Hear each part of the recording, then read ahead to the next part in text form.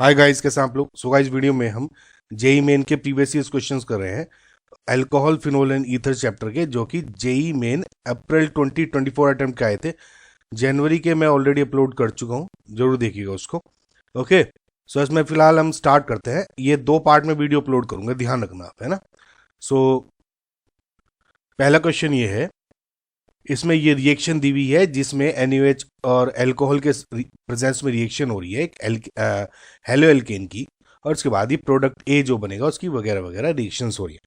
Now guys, आपको इसमें जो ध्यान रखना है कि जो ये प्रोडक्ट रिएक्टेंट है NaOH और C2H4OH के साथ, तो जो जब भी आपकी किसी भी जो भी स्ट्रॉन्ग बेस है, फॉर एग्जांपल NaOH हो गया, हम KOH भी डाल सकते हैं, अगर वो एल्कोहलिक कंडीशंस में है, ध्यान दीजिएगा। C2H5OH क्या है यहाँ पे, इथाइल एल्कोहल एक एल्कोहल है।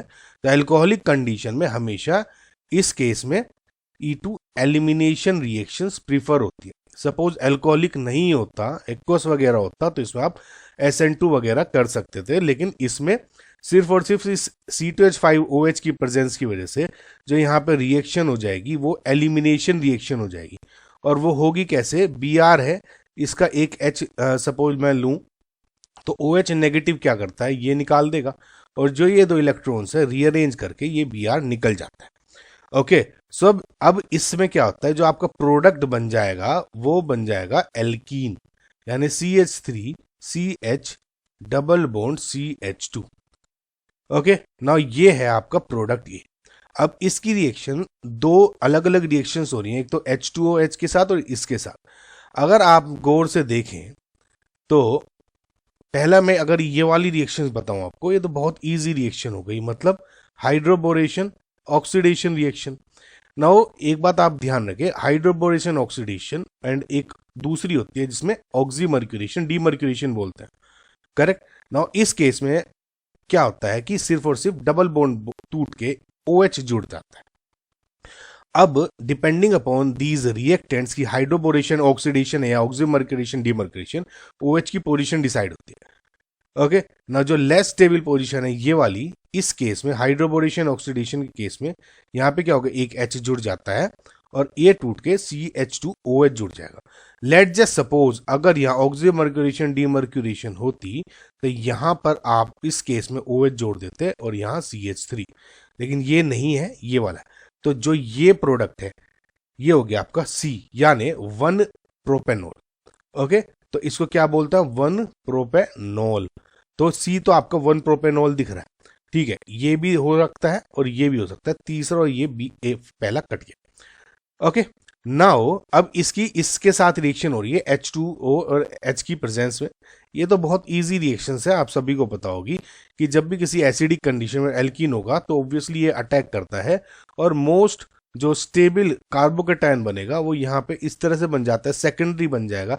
यहाँ पे प्राइमरी बनता है, लेस स्टेबल हो जाएगा देन सेकेंडरी, इसलिए यहाँ पे बन गया। और नेक्स्ट स्टेप में जो H2O है वो न्यूक्लियोफिलिक अटैक करके यहाँ पे CH3CH H2O पॉजिटिव बन जाता है, और ये जो प्रोटॉन है निकल के यहाँ पे CH3CH और CH3 बना देता है, और इसको क्या बोलते हो आप, 2 प्रोपेनॉल। ओके, सो ये हो गया 2, फोर्थ कट गया। सो जो आपका correct answer is option number 2। Next question देखते हैं। Given below are 2 statements. तो स्टेटमेंट 1 है कि bromination of phenol in solvent with low polarity such as CHCl3 और CS2 requires Lewis acid catalyst. Now guys, मैं आपको इसको थोड़ा सा स्टेटमेंट को क्लैरिफाई कर दूं। सबसे पहले तो ये डायरेक्ट NCERT से उठाया गया स्टेटमेंट, डायरेक्ट। ओके, सो अब देखिए, इसमें ये कहा गया है जैसे आप फिनोल है, ठीक है, और फिनोल का ब्रोमिनेशन करते हैं। लेट जस्ट से आप ब्रोमिनेशन कर रहे हो Br2 को, और इन लेस पोलर सॉल्वेंट जैसे CS2 या CHCl3 दिया है, लेट जस्ट से हम यहाँ पे CS2 ले लेते हैं, ठीक है। अब इसका जब ब्रोमिनेशन होता है तो जनरली क्या होता है, मोनो ब्रोमिनेटेड प्रोडक्ट्स बनते हैं, मोनो ब्रोमो फिनोल्स। जैसे इसमें एक तो ये वाला Br बन जाएगा और दूसरा ये वाला बन जाता है, ठीक है। तो ऑर्थो एंड पैरा दो प्रोडक्ट बनते हैं। एक बात आपको मैं बता दूं, कभी पूछा जा सकता है कि इसमें ये वाला मेजर प्रोडक्ट होता है और इसमें माइनर प्रोडक्ट बनता है। ठीक है, समझ में? अब दिक्कत क्या है इसमें कि लुईस एसिड कैटलिस्ट की रिक्वायरमेंट है नहीं। देखिए, इसको डिफरेंस आपको ऐसा समझ में आएगा। लेट जस्ट से मैं फिनोल नहीं लेता, मैं बेंजीन ले लेता हूं। अब आपने बहुत सारी रिएक्शंस देखी होंगी, जैसे मैं ब्रोमिनेशन करता हूं तो साथ में एक FeBr3 जैसा एक लुईस एसिड ले लेते हैं, तो उसमें क्या होता है आपको मैं बता दूं। तो जो Br है, लुईस एसिड है, इसमें FeBr3, तो इस पे एम्प्टी ऑर्बिटल है, तो Br को अपनी तरफ ये एक खींच लेता है। ठीक है, और इसकी वजह से, क्योंकि देखिए ये क्या होता है, ये Br तो ये दो इलेक्ट्रॉन्स लेके इसके साथ जुड़ गया, तो यहां पे क्या बचा, Br पॉजिटिव। तो इलेक्ट्रोफिलिक जो सब्स्टिट्यूशन रिएक्शन हो गई और यहाँ पे सीधा का सीधा Br जुड़ जाता है। तो इस केस में आपको FeBr3 यानी ब्रोमिनेशन में आपको लुईस एसिड की जरूरत थी, लेकिन इस केस में आपको किसी भी लुईस एसिड की जरूरत नहीं होती। नाउ रीजन इसलिए है क्योंकि जो फिनोल के ऊपर यानी जो आपका बेंजीन के ऊपर ये OH जुड़ के फिनोल बना दिया, ये बहुत ही ज्यादा हाईली एक्टिवेटिंग ग्रुप होता है। ठीक है, अब क्या होता है कि थोड़ा सा भी अगर इसको देखिए, ये क्या होगा, लोन पेयर की वजह से हाईली एक्टिवेटिंग है। अब ये रिंग को बहुत ज्यादा नेगेटिवली या इलेक्ट्रॉन डेंसिटी इस पर इंक्रीज कर देता है, और इसकी वजह से जो Br पॉजिटिव है वो आसानी से जुड़ने की इसमें कैपेसिटी रखता है। साउंड में? तो इसका मतलब जो स्टेटमेंट 1 है इज रॉन्ग, करेक्ट। और the Lewis acid catalyst polarises the bromine to generate Br+, this is correct. मतलब इसमें फिनोल के लिए उसमें नहीं पूछा गया है, इन जनरल पूछा गया है कि लुईस एसिड का काम ये होता है कि जो Br2 को है वो पोलराइज करके Br पॉजिटिव बन जाता है। साउंड में? तो ये वाला जो आपका स्टेटमेंट 2 है इज करेक्ट। तो statement 1 is false but statement 2 is correct. समझ में? अच्छा, एक चीज और मैं बता दूं, स्टूडेंट्स बहुत ज्यादा कंफ्यूज हो जाते हैं। अगर यहाँ पे फिनोल के साथ Br2 और CH2 वगैरह वगैरह आपका मोनोब्रोमिनेटेड प्रोडक्ट बन गए, लेकिन लेट जस्ट से कि यहाँ पे मैं ब्रोमीन वाटर ले लेता, अगर Br2 वाटर यानी Br2 इन H2O, करेक्ट, तो इस केस में ये वाला प्रोडक्ट बन जाता। ये बहुत इंपॉर्टेंट रिएक्शन है और बहुत बार इस पे क्वेश्चंस पूछे गए हैं। ठीक है, और इसको क्या बोलते हो, 2,4,6 ट्राइब्रोमोफिनोल। ओके, सो नेक्स्ट क्वेश्चन देखते हैं। आइडेंटिफाई कंपाउंड Z ये in the following reaction sequence. Okay, now अब इसमें देखिए NaOH के साथ रिएक्शन हो रही है at very high temperature and high pressure. तो NaOH और इसकी जो Cl है इसके साथ रिएक्शन क्या होती है, देखिए जनरली स्टूडेंट्स जब ये आपके रिएक्शंस होंगे ना, डायरेक्ट OH जोड़ देते हैं, लेकिन डायरेक्ट OH नहीं जोड़ता। ठीक है, ये HCl का बहुत बड़ा रोल प्ले होता है इसमें। देखिए मैं आपको एक चीज बताता हूँ, ये भी डायरेक्ट NCERT से डायरेक्ट स्टेटमेंट उठाया हुआ है। देखिए जब भी आपका NaOH के साथ रिएक्शन होती है, obviously in the under these conditions, तो जो Cl हट के यहां पर आपका ONA जुड़ जाता है। ओके, समझ आया? यानी सोडियम फिनोक्साइड बन जाता है। इसको क्या बोलते हो आप, सोडियम फिनोक्साइड। ये नेगेटिव है, पॉजिटिव। नाउ अब क्या होता है जब आप एसिडिक कंडीशंस में डालते हो इसमें, जैसे ये HCl, ये क्या हो गया X, तब इसका जो H है वो O नेगेटिव के साथ जोड़कर अब फिनोल बनाता है। समझ में आपको? तो जब NaOH के साथ रिएक्शन होगी तो sodium phenoxide and then after that phenol. तो अब ये हो गया, हमने क्लोरोबेंजीन से फिनोल में कन्वर्ट कर दिया। अब कर रहे हैं रिएक्शन कंसंट्रेटेड HNO3 के साथ। अब मैं आपको आगे बढ़ने से पहले एक डिफरेंस बता देता हूं कि कंसंट्रेटेड HNO3 और उसमें क्या अंतर आ जाता है। जब देखिए OH को कंसंट्रेटेड HNO3 के साथ रिएक्शन कर रहे हो, ठीक है, तो क्या बन जाएगा आपका 2,4,6 ट्राइनाइट्रोफिनोल, यानी OH यहां पे NO2, यहां पर NO2 एंड यहां पर NO2। इसको क्या बोलते हो, 2,4,6 ट्राइनाइट्रोफिनोल, और जिसको आप बोलते हैं पिक्रिक एसिड। ध्यान रखना। लेकिन अगर यहां पे डाइल्यूट HNO3 होता, तब इस केस में डाइल्यूट HNO3 होता, तब इस केस में ऑर्थो और पैरा प्रोडक्ट बनता। ठीक है, समझ में आया आपको? तो ये हो गया आपका जो Z प्रोडक्ट। इसका मतलब जो आपका करेक्ट आंसर हो गया वो ऑप्शन नंबर 3 हो गया। आई होप गाइज आपको समझ में आएगा। नेक्स्ट क्वेश्चन देखते हैं।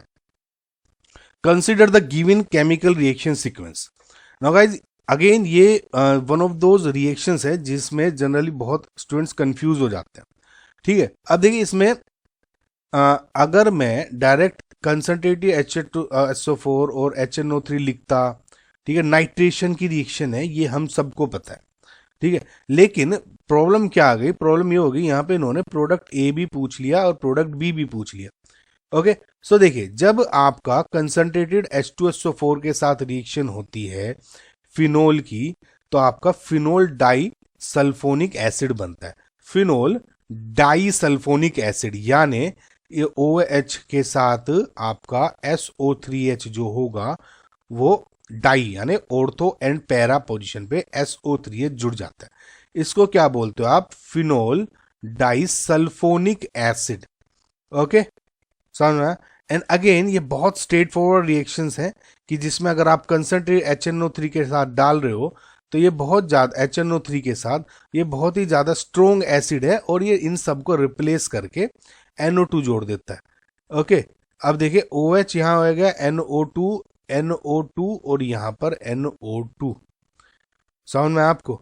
तो इसको अगेन क्या बोलते हो, 2,4,6 ट्राई नाइट्रोफिनोल या जिसको आप बोलते हो पिक्रिक एसिड। नाउ क्वेश्चन में ये पूछा गया है कि total sum of oxygen atom. Now SO3H क्या होगा, एक O एंड H, ठीक है, और एक ही हो गया। तो 1 2 3 इसमें हो गए आपके, 1 इसमें हो गया एंड 3 इसमें हो गए, करेक्ट। और सिमिलरली इसमें कितना हो गया, NO2 एक में 2 2 2 2 एंड 1, तो कितने हो गए 3 3 6 7 8 9 10 11 12 13 14। तो जो आपको फाइनल आंसर है इज 14। नेक्स्ट क्वेश्चन देखते हैं। सो इस केस में प्राइमरी अल्कोहल की इन नंबर ऑफ रिएजेंट्स के साथ रिएक्शंस हो रही है। अगर आप गौर से देखोगे ये प्राइमरी अल्कोहल है और पहला जोनस रिएजेंट और KMNO4 है। दोनों का गाइज एक ही काम है, यानी अगर आपका प्राइमरी अल्कोहल है उसको ये कोरस्पोंडिंग कार्बोक्सिलिक एसिड में कन्वर्ट कर देते हैं। ठीक है, यानी जो जोनस रिएजेंट काम कर रहा होगा प्राइमरी अल्कोहल के साथ सेम ही काम KMNO4 कर रहा होगा। डिफरेंस इज जस्ट के जोनस रिएजेंट थोड़ा लेस प्रिफरेबल होता है और KMNO4 थोड़ा ज्यादा स्ट्रोंग होता है, जल्दी करता है ना। इसे दूसरी कंडीशंस भी चाहे एसिडिक हो, अल्कोहलिक हो, न्यूट्रल हो, उसमें भी आपको ये अच्छा काम करके दे देता है।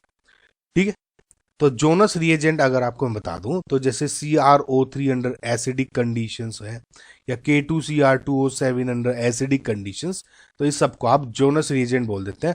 अल्टीमेटली काम इसका यही है। तो ये तो फिलहाल हो गया कि जो फर्स्ट और सेकंड स्टेप है इन दोनों में ये आपका कार्बोक्सिलिक एसिड में ही कन्वर्ट कर रहा होगा। सो 1 2 ये हो गया।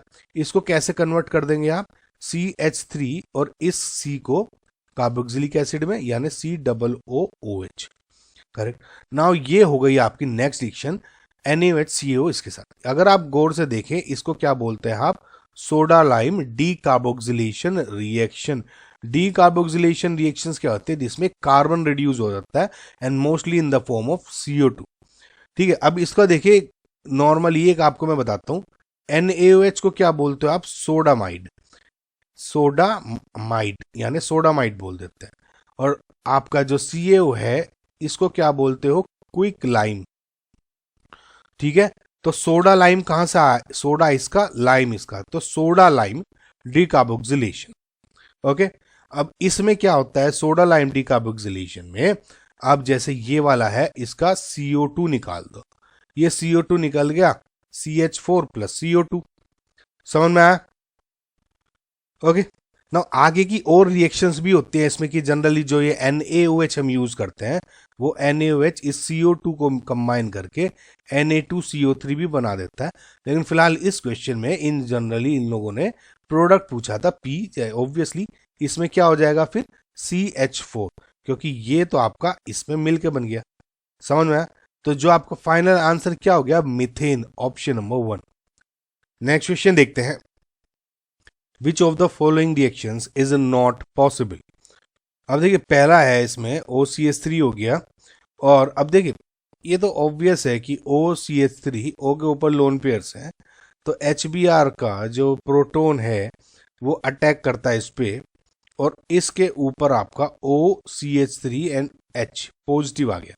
अगर ये बॉन्ड ब्रेक होगा तो यहाँ पे फिनोल HCH3 पॉजिटिव बन जाता है। अगर ये बॉन्ड होगा तो एक CH3OH और यहाँ पे बेंजीन रिंग पे पॉजिटिव चार्ज आ जाएगा जो कि नॉट स्टेबल। तो इसका मतलब आप यही बॉन्ड ब्रेक करना प्रेफर करते हो। ये बहुत कॉमन क्वेश्चन हो जाता है, OH and CH3 positive, and बाद में Br के साथ रिएक्शन करके ये CH3Br बना देगा। तो अब इसमें ये कहा है ये यानी दिस इज पॉसिबल, तो दिस इज करेक्ट, या आई मीन करेक्ट स्टेटमेंट है, this is possible. Next question देखें तो OH में HCl से डायरेक्ट रिएक्शन करके Cl बना दिया गया है, जो देखते ही आपको लग जाना चाहिए कि नॉट पॉसिबल, बिकॉज देखिए फिनॉल के केस में अगर मैं इसमें HCl से करता हूँ, एक ही रिएक्शन होती है, H पॉजिटिव OH अटैक करेगा, यहाँ पर OH पॉजिटिव बन गया, ये बॉन्ड तो ब्रेक नहीं हो सकता, H2 है ना, ताकि Cl जुड़ जाए। देखिए क्या चाह रहे हैं, ये बॉन्ड ब्रेक होके पॉजिटिव यहाँ बना और Cl अटैक कर देगा इस पे, जो कि not possible because this is very highly unstable compound. तो इसमें वापस यही H पॉजिटिव ही टूट जाता है और रिएक्शन डजंट गो एनीवेयर। तो इसका मतलब ये वाला जो स्टेटमेंट है ये आपका रॉन्ग है, नॉट पॉसिबल। अगेन ये NaOH H पॉजिटिव के साथ रिएक्शन करके, इसमें सिंपल है रिएक्शन, देखिए गाइस Cl है, जब ये आपका NaOH under high temperature pressure reaction करता है तो यहाँ पर सोडियम फिनोक्साइड बन जाता है, ओके। और जब HCl या H पॉजिटिव की प्रेजेंस में अगेन यहाँ पर आपका OH बन जाता है, सारी कंडीशंस हैं यहाँ पर, तो फिनोल बन गया। तो this is also possible. Now Cl2AlCl3 की प्रेजेंस में आपका एनिसोल की अगेन रिएक्शन हो रही है, तो देखिए OCH3, तो Cl है AlCl3 एक लुईस एसिड है, ठीक है, ये क्या है, लुईस एसिड। तो ये Cl को पोलराइज करके यहाँ जोड़ देता है Cl, तो Cl पॉजिटिव हो गया, Cl नेगेटिव इसके साथ जुड़ गया। अब ये क्या है, electrophilic aromatic substitution reaction, correct. तो ये वाला जो प्रोडक्ट है यहाँ पे OCH3 और Cl यहाँ जुड़ गया, ऑब्वियसली ऑर्थो पे भी जुड़ जाता है but that is minor and para product is major, तो ये भी पॉसिबल है। सो इसमें जो आपका करेक्ट आंसर हुआ not possible is option number 2। Next question देखते हैं। Given below are two statements. पहला है पिक्रिक एसिड इज 2,4,6 ट्राइनाइट्रोटोलुइन। देखिए दिस इज रॉन्ग स्टेटमेंट। देखिए मैं आपको बता रहा हूँ, पिक्रिक एसिड क्या होता है, ये OH जुड़ा होता है, ठीक है, और यहाँ पे NO2 जुड़े होते हैं, ठीक है। तो इसका दूसरा नाम क्या होता है, पिक्रिक एसिड का 2,4,6 ट्राइनाइट्रोफिनोल, ये टोलुइन की वजह से गलत हो गया, ठीक है। तो दिस इज रॉन्ग स्टेटमेंट, ये क्या हो गया, picric. Phenol 2,4 disulphuric acid is treated with concentrated HNO3 to get picric acid. देखिए this is a correct statement, क्यों मैं बताता हूं। देखिए आपको कंप्लीट रिएक्शन बताता हूं मैं। जब भी आपकी फिनोल है, जैसे फिनोल आपका कंसंट्रेटेड H2SO4 के साथ रिएक्शन करते हो तो आपका यहां पे बन जाता है फिनोल डाइसल्फोनिक एसिड या फिनोल 2,4 डाइसल्फ्यूरिक एसिड, ओके। तो यहाँ पे SO3H और यहाँ पे SO3H जुड़ जाता है। अब जब इसकी कंसंट्रेटेड HNO3 के साथ रिएक्शन करते हो तब आपका बन जाता है ये वाला picric acid, NO2 NO2 and NO2, जो कि इसमें बोला जा रहा है, and hence this is correct statement. So जो आपका ऑप्शन नंबर 1 है इज योर फाइनल आंसर।